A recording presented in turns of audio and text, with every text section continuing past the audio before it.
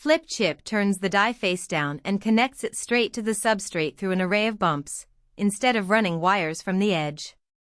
From Heisler Semiconductor. Wire bonding only reaches the edge of the die.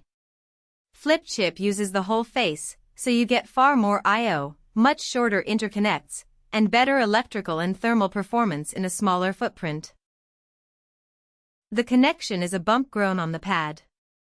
Solder balls for classic C4, copper pillars for the tightest pitch and current, or gold studs.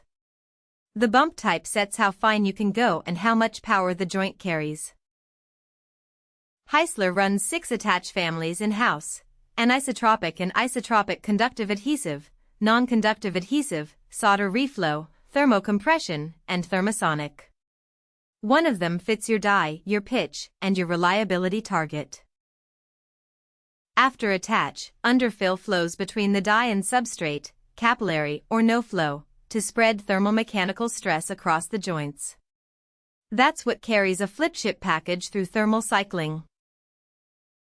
This is a real Heisler build, a C4 array of more than 900 bumps, X-rayed for voids and shorts at 100% yield.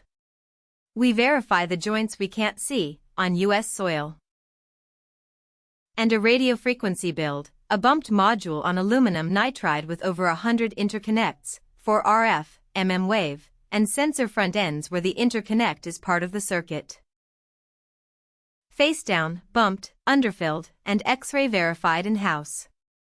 Flip chip assembly from Heisler Semiconductor. Process more.